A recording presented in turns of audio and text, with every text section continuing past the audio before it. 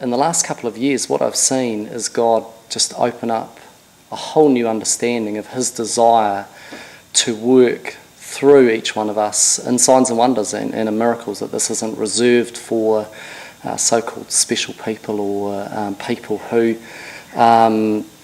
somehow got to be in this favoured place. You know, it's in his word. Why don't we see it? Why don't we see signs and wonders follow?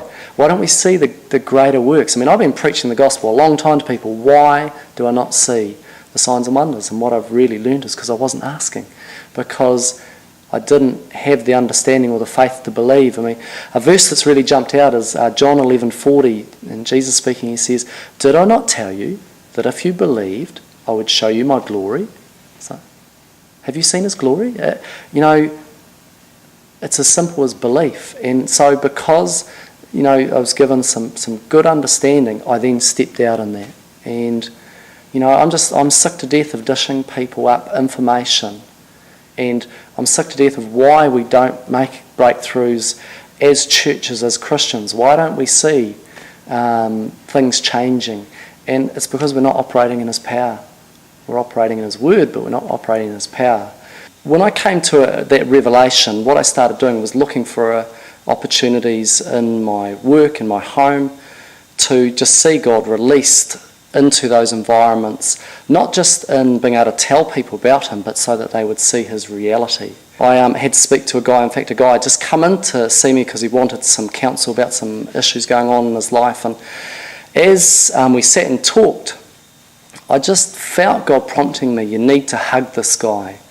And so that was all cool. I just said to this guy, we're having a bit of a God conversation, and I said, hey, I really feel that God's encouraging me that I need to hug you. Is that all right? And he said, yeah, that's cool. And so gave him a hug. And as I hugged him, I just prayed that the Holy Spirit would touch him. So I prayed out loud. He knew what I was praying. And he just broke into tears. And I asked him, I said, you know, what's happening while I prayed for you? And he said, oh, it feels like it's raining inside me. And I was really blessed by that, because I just thought, what a beautiful picture of the Holy Spirit touching a person. And the interesting thing, I saw him a few weeks later. He actually, as a result of that, he started coming to a Journeys course that I run, an introduction to Christianity from Rob Harley. And we were speaking about it, and he said, it rained inside him all day long that day. So that was pretty awesome. Just after I finished speaking to that guy, I had another guy come in that needed to talk to me, and so sat down and started talking to him, and the same prompting starts to rise up. You need to hug this guy. Now, this was a big, strapping guy. He was quite a bit bigger and taller than me, and I thought, I'm just hearing a bit of an echo of what God had said to me the previous time. So I sort of held back on that a bit. And this guy's talking away and sharing with me, and I'm just starting to fog over. I'm just not receiving what he's saying at all. And I just knew the presence of the Holy Spirit, and God was just prompting me, give this guy a hug, give this guy a hug. And I'm thinking, no, I'm not sure. And as I'm talking with him, my leg underneath the desk just starts shaking up and down, and I'm thinking, if I don't give this guy a hug, then something really strange is going to break out. So I just said to this guy, I said, look, I'm sorry, man, but I really sense God saying I need to give you a hug. Do you mind? So he said, yeah, no, I'm cool with that. So I gave him a hug. And man, this guy just broke even more than the first guy. There were just tears and snot everywhere. And I mean, he just literally, there was just this waterfall as he just broke, as God just ministered to him through that hug. And again, I just prayed for the Holy Spirit to come and touch him. And as we talked afterwards, he really felt the presence of God. But he said to me, thank you, John, for being obedient to that thing to hug me. So, I really started to see things like that, where I would be sharing the gospel with somebody, but I would just sense or feel the prompting of the Holy Spirit. You need to minister to this person. And God gave me a real confidence that if I sensed his prompting, if I felt his presence in a situation, I knew that that person was actually going to experience the touch of God. Shortly after those times, I remember speaking to a young Māori boy who had very rough life. He'd grown up on the streets of South Auckland, involved in one of our gangs. And, life had been really hard. And I remember having a talk to him one day and just raised some stuff about God, and he wasn't interested.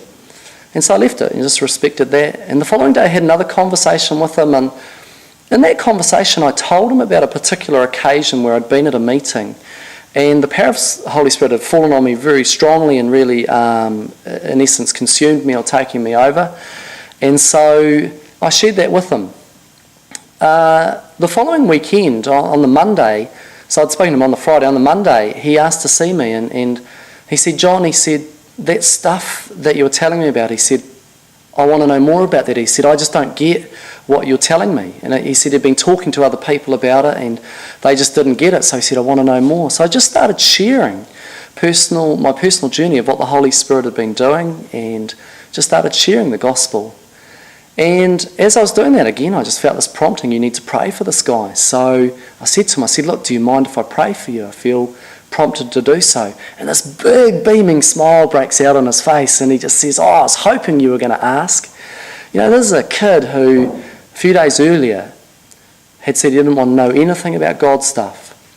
And so we found a private place, and I just said to him, look, just put your hands out in front of you, just close your eyes, as if you want to receive something from God.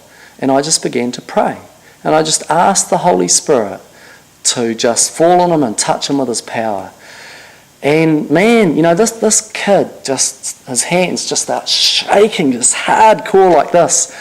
And like I'm watching go, whoa, this is cool. Because this is blowing my mind that God would move through me in this way and touch this kid. Well, it didn't stop there. This kid just gets slain in the spirit, just sovereignly, just knocked over. I wasn't expecting it. Nobody caught him. Nobody was there to catch. And, on the ground, his whole body shook intensely under the power of the Holy Spirit. And I just ended up just sort of sitting back, just waiting till he came back to me, and was just watching and was just blessed and blown away by what the Holy Spirit was doing to this young man. When he came back to me, he sort of sits up, he's on the floor and he's looking around all confused that he's on the ground. He had no recollection of going down onto the ground. And then he began to say some stuff to me, and I actually asked him to repeat it, and I wrote it down because the things were so profound that he started to say to me.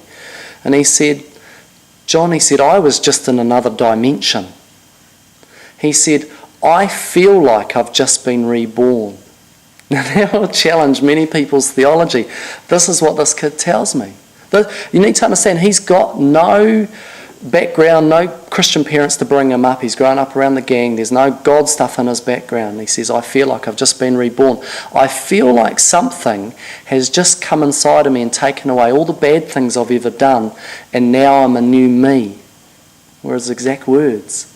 I'm sitting there going, wow, this is amazing. And then he went on to describe, he said, John, I've never felt power like that in all my life. He described feeling like this heat and this stuff running through him, and he said, there's nothing it had, and because of his background, he said, there's no drugs, there's no sex, there's no nothing that compares to the power he just felt.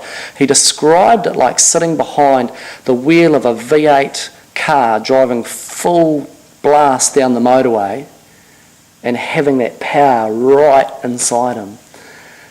That kid from there, the first thing he wants to do is he wants to ring his girlfriend and tell her that she needs to start coming to John Mackenzie's church. He runs out to speak to 3 other people, and he spoke to a series of other people overnight. He just wanted to tell them what had gone on. And again, the Holy Spirit just started speaking to me, and he started showing me what is the only true sign of a person being baptised, the only sure sign of a person being baptised in the Holy Spirit, boldness and witnessing.